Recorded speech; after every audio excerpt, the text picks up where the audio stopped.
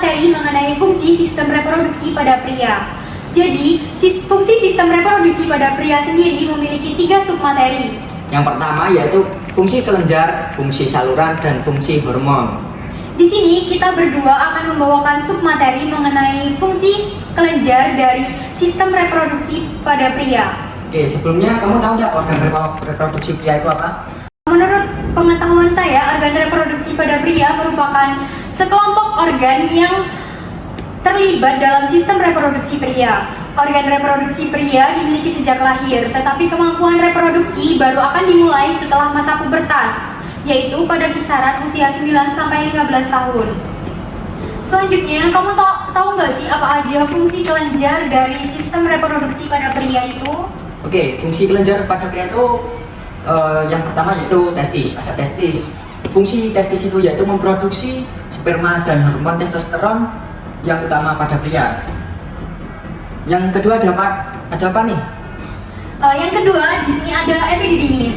Epididymis berfungsi menyimpan sel yang diproduksi di testis dan mengangkut sperma yang belum matang menuju tabung vas deferens agar menjadi sperma matang. Kamu tahu nggak sih apa itu vas deferens itu?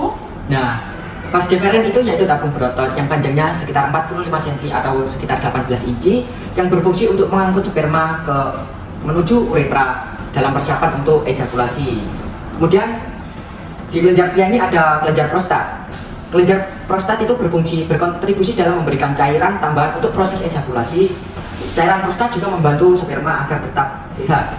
Selanjutnya ada kelenjar Cooper atau bulbouretral, berperan dalam menghasilkan cairan yang berfungsi untuk melumasi uretra dan menetralisir keasaman yang mungkin ada karena tetesan sisa urin. Dan selanjutnya ada apa lagi nih?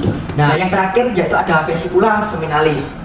Ini berfungsi untuk menghasilkan cairan fruktosa yang digunakan sperma sebagai sumber energi ketika bergerak dan memudahkan untuk menuju ke sel telur agar bisa dibuahi. Nah, demikian adalah fungsi kelenjar dari sistem reproduksi pada pria yang sangat penting untuk proses reproduksi pada pria. Oke, mungkin cukup untuk penjelasan mengenai fungsi kelenjar reproduksi pada pria. Selanjutnya mungkin akan dijelaskan oleh rekan saya mengenai submateri mengenai fungsi saluran reproduksi pada pria dan fungsi hormon dari reproduksi pada pria. Halo semua, kita dari Podcast Ceria. Oke, kita udah masuk ke podcast kedua nih. Jadi di podcast kedua ini kita mau ngomongin tentang fungsi saluran pria. Jadi di sini aku udah sama Asmi. Boleh nih, aku mau kita sharing-sharing gitu ya tentang fungsi saluran pria. Jadi boleh dijelasin nggak fungsinya itu gimana? Oke, menurut aku fungsi dari saluran reproduksi pria ini tuh penting ya bagi si produksi pada pria ini, di mana fungsi saluran reproduksi pria ini tuh mencakup berbagai struktur, terus dan proses juga terlibat dalam produksi dan sebagai tempat pematangan dan transportasi sperma maupun urin. Kalau menurut Dinda ini apa? Oke, dari pengetahuan aku kurang lebih sama sih ya. Jadi fungsinya itu memproduksi, memelihara, dan mengangkut sperma. Selain itu juga ada fungsi seksualnya dan pengeluaran urin serta air mani juga. Jadi udah dijelasin nih dari fungsinya sendiri. Kalau saluran reproduksi ini ada bagian-bagiannya gitu nggak Mi? Kalau ada boleh nggak disebutin gitu? Kalau misalkan di dalam saluran reproduksi pria ini terdapat bagian dalam dan bagian luar ya. Kalau bagian dalam tuh ada testis, epididymis, ada vas deferens, ada kelenjar aksesori yang dimana kelenjar aksesori ini terdapat vesicula seminalis, ada kelenjar prostat dan ada kelenjar bulboretella atau Cooper. Terus ada uretra juga dan kelenjar ejakulasi. Kalau bagian luarnya di situ ada skrotum dan penis. Gitu. Jadi bagian-bagian itu sendiri pasti punya fungsinya masing-masing gitu ya? Iya benar-benar. Boleh nggak nih di-spill dikit-dikit fungsinya? Kalau menurut aku tuh yang pertama tuh yang testis ya, dimana testis ini mempunyai fungsi sebagai produksi sperma dan hormon testosteron. Selanjutnya tuh di dalam struktur testis ini tuh terdiri dari tubulus seminiferus, tempat spermatogenesis berlangsung dan jaringan interstitial yang mengandung sel Leydig yang memproduksi testosteron. Oke. Itu tadi fungsi dari yang testis ya. Ah. Jadi tadi udah disebutin juga selain testis tuh ada epididymis, vas deferens dan lain-lain. Selain itu boleh nggak yang disebutin lagi nih fungsinya? Oke, kalau untuk yang epididymis itu fungsinya sebagai pematangan dan penyimpanan sperma. Untuk prosesnya itu sperma yang diproduksi di testis tadi dipindahkan ke epididymis di mana mereka matang selama 2 sampai 3 minggu. Selama proses ini tuh sperma mengalami yang namanya perubahan morfologi dan fungsional. Selanjutnya yang vas deferens ya. Yang vas deferens ini fungsinya mengangkut sperma dari epididymis ke uretra. Di mana prosesnya dari vas deferens berfungsi untuk menggerakkan sperma melalui kontraksi otot. Ini juga menyimpan sperma sementara sebelum ke ejakulasi kan. Terus ada kelenjar aksesori. Kelenjar aksesori ini seperti yang aku sebutin tadi ada 3, ada vesicula seminalis, ada kelenjar prostat dan ada kelenjar bulboretra atau Cowper. Vesicula seminalis ini memproduksi cairan semen yang kayak fruktosa yang memberikan energi bagi sperma dan membentuk sebagian besar volume ejakulasi. Kalau yang kelenjar prostat ini menghasilkan cairan yang menetralkan keasaman di uretra dan vagina sehingga membantu keberlangsungan hidup sperma. Untuk yang kelenjar Cowper atau yang bulboretra ini menghasilkan cairan pelumas yang membantu mempersiapkan uretra untuk ejakulasi. Nah, selanjutnya ada uretra. Kalau uretra ini mempunyai fungsi sebagai saluran untuk mengeluarkan urin dan semen dari tubuh. Selanjutnya prosesnya uretra itu mengalirkan semen ke luar selama ejakulasi. Selama ejakulasi, otot-otot yang di sekitar uretra tuh berkontraksi untuk memfasilitasi pengeluaran semen. Dan yang terakhir itu di dalam tuh ada ejakulasi. Proses ejakulasi ini kan terjadi menjadi 2 fase ya. Melalui 2 fase. Yang pertama tuh emisi, di mana sperma dan cairan dari kelenjar aksesori dikumpulkan ke uretra proksimal, dan yang satu lagi ejeksi, itu kontraksi otot yang kuat mengeluarkan semen melalui uretra keluar tubuh. Oh iya, kalau misalkan saluran ejakulasi ini itu tuh saluran yang dibentuk oleh vas deferens dan vesicula seminalis yang bertanggung jawab untuk mengeluarkan sperma dari penis tadi. Itu tadi fungsi dari bagian dalamnya. Kalau boleh tahu, tadi ada juga bagian luarnya ya yang terdiri dari skrotum dan penis nih. Aku pengen tahu juga nih fungsi dari skrotum sama penis tersebut. Boleh nggak nih jelasin? Kalau skrotum ini tuh merupakan bagian kantong kulit yang berperan untuk bagian terluarnya tuh yang melindungi testis dan mengatur suhu dari produksi sperma. Terus untuk penisnya ini merupakan organ yang berfungsi sebagai saluran keluarnya urin dan sperma. Penis terdiri dari 3 bagian utama nih. Wah, itu juga ada bagiannya nih. Ada bagiannya. Ada bagian akar atau disebut radix, ada batang, korpus, dan kepala glans. Untuk akar ini menempel pada dinding perut.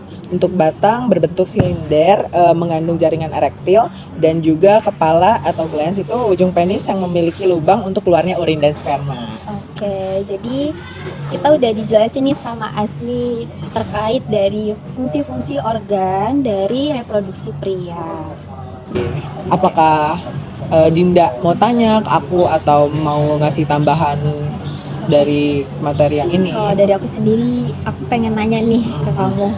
Kalau dari fungsi yang tadi udah disebutin, itu ada nggak sih dari faktor-faktor sama apa sih yang harus dijaga, yang harus diperhatikan agar reproduksinya itu tetap baik gitu? Faktor yang menurut aku tuh faktor lingkungan dan faktor kesehatan nih teman-teman.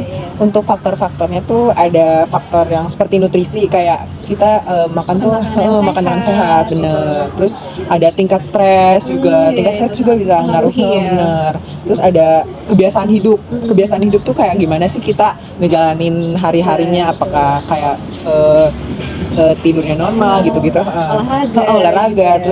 Terus ada juga paparan zat yang berbahaya tuh dapat mempengaruhi kesehatan gitu loh dari saluran reproduksi pria ini. Menurut aku itu sih. Oke, udah sangat terjawab nih ya pertanyaan aku, dan dari awal juga Asmi udah ngejelasin tentang fungsi saluran reproduksi ini udah sangat detail buat aku. Jadi cukup sekian dari kita buat tentang fungsi saluran pria tersebut. Jadi buat fungsi-fungsi selanjutnya akan dipaparkan oleh podcast ketiga. See you. See you. Halo semuanya, kembali lagi di podcast ya. Tadi udah dijelasin sama rekan-rekan saya mengenai fungsi dari kelenjar pria, kemudian fungsi saluran pria. Nah, sekarang Iya. kita mau menjelaskan apa itu fungsi hormonal pada pria. Nah, menurut kamu apa sih itu fungsi hormonal pria tuh? Kan kamu ini ya, cewek ya. Cuma mau tahu sih, apa sih yang kamu ketahui tentang fungsi hormonal pria? Oke, kalau menurut aku ya, fungsi hormonal pada pria itu dikendalikan oleh berbagai hormon yang berperan penting dalam sistem reproduksi, metabolisme, dan keseimbangan tubuh secara keseluruhan. Kasih tahu aku ada testosteron, ada LH, terus FSH, dan lain-lain. Kalau menurut kamu sebagai cowok itu apa? Tentunya ya fungsi hormonal tuh pada reproduksi pria itu sangat penting gitu kan ya. Kalau nggak ada ini cacat dong, gitu kan? Ataupun kelainan pada tubuh kita lah. Fungsi hormonal pria ini sangat penting, melibatkan beberapa hormon yang bekerja di dalamnya gitu kan, untuk mengatur proses reproduksi dan kesehatan seksual gitu. Apa aja sih ini fungsi hormonal reproduksi pada pria yang kamu ketahui aja? Ya, tadi kan kamu udah nyebutin ya kalau ada macam-macam hormon pada laki-laki. Yang pertama itu yang aku tahu gitu ya, ada hormon testosteron. Nah, hormon testosteron ini adalah zat androgen utama yang disintesis dalam testis, ovarium, dan anak ginjal. Nah, testosteron ini adalah molekul yang dibentuk dari atom-atom karbon, hidrogen, dan oksigen. Penghasil utamanya adalah testis pada jantan. Nah, testosteron ini dihasilkan oleh hormon LH yang dilepaskan oleh kelenjar pituitari. Kemudian fungsi testosteron itu yang pertama meningkatkan libido, fungsi imun, energi, dan perlindungan dari osteoporosis. Baik. Jadi hormon testosteron ini sangat penting ya Iya. untuk kita sebagai pria, karena di sini nih testosteron juga berperan dalam meningkatkan libido ya. Iya. Dan libido sendiri itu kan hasrat seksual gitu kan pada pria gitu, dan mempengaruhi produksi sperma juga. Dengan itu meningkatkan imunitas ya buat tubuh kita. Terus itu menyinggung LH ya. LH itu luteinizing hormon ya, di mana hormon itu merangsang sel Leydig yang ada di testis untuk memproduksi testosteron. Peningkatan LH atau luteinizing hormon meningkatkan kadar testosteron dalam tubuh, sama lah sama ini tadi ya. Yang penting untuk fungsi seksual dan kesuburan. Jadi testosteron ini sama LH itu saling berkaitan ya, jadi tidak bisa dipisahkan. Bagaimana menurut kamu? Iya, Benar ya? betul. Kayak LH itu disekresi oleh kelenjar hipofisis anterior. Nah, si LH ini berfungsi menstimulasi sel-sel Leydig untuk mensekresi testosteron tersebut. Iya. Terus ada apa lagi nih fungsi hormon? Terus ada FSH. FSH, apa tuh FSH? FSH itu adalah follicle stimulating hormone. FSH juga disekresi oleh sel-sel kelenjar hipofisis anterior dan berfungsi juga menstimulasi sel-sel saproli. Tanpa stimulasi ini, pengubahan spermatid menjadi sperma atau spermiasi tidak akan terjadi. Jadi kalau nggak ada hormon ini, nggak akan berubah tuh si spermanya. Jadi FSH ini membantu ya? Iya. Membantu memproduksi atau perkembangan sel-sel sperma itu sendiri ya. Oke, di sini aku juga ini sih ada hormon ini ya, estrogen. Iya. Ada juga ya. Dan ini ada di pria maupun wanita, gitu kan. Tapi pada tubuh pria itu pada jumlahnya sangat kecil sekali, gitu kan. Estrogen ini penting juga buat keseimbangan hormonal, kesehatan tulang, dan juga mempengaruhi libido, sama kayak testosteron di atas tadi ya, yang sudah dijelaskan.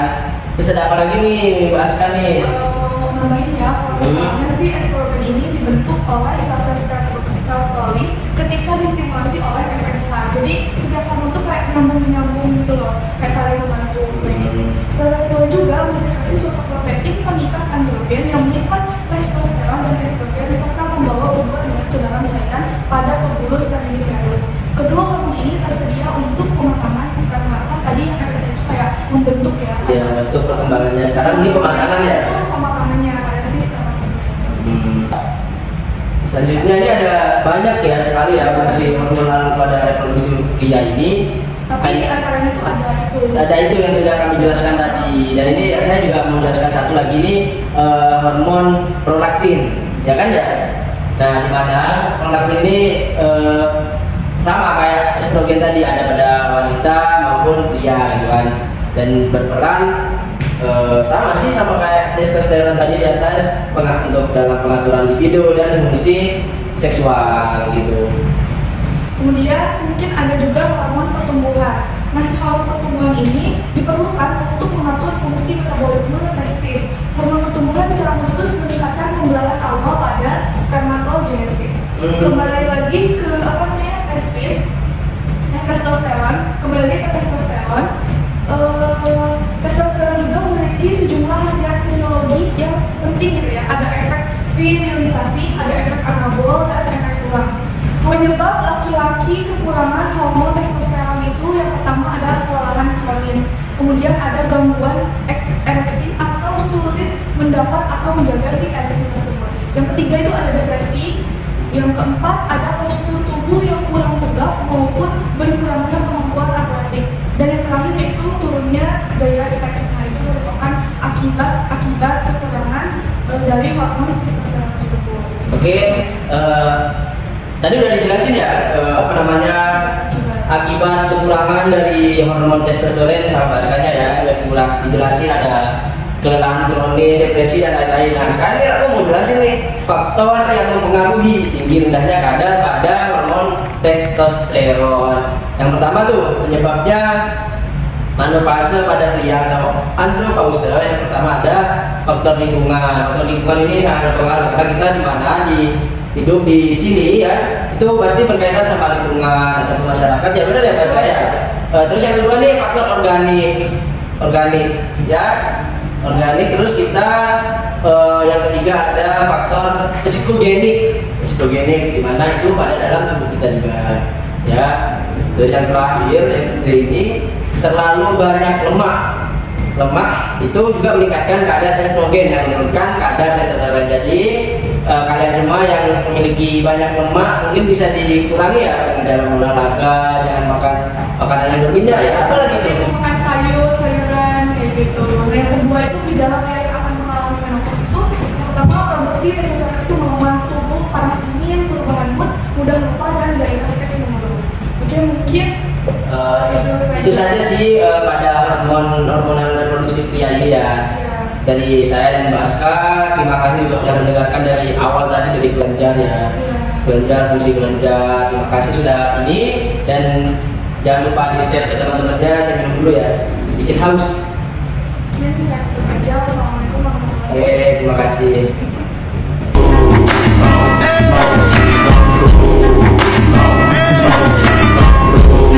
Ombak menggerang rantai kita menyusah. Dia gundul kesana kesini ngambil kendul. Gendruwo telan lo tampak lo yo. Kalau jalannya miring-miring itu yo. Belum selesai menang Cina. Pak Moyo terguling ke Bengawan Solo. Tengah irama alunan Cina. Pak Moyo pulang jalannya ke Loyoran. Kuning taliti baris ngarep dewi. Barisan minggu sekuning kok malah dikro. Rantau kudel meminum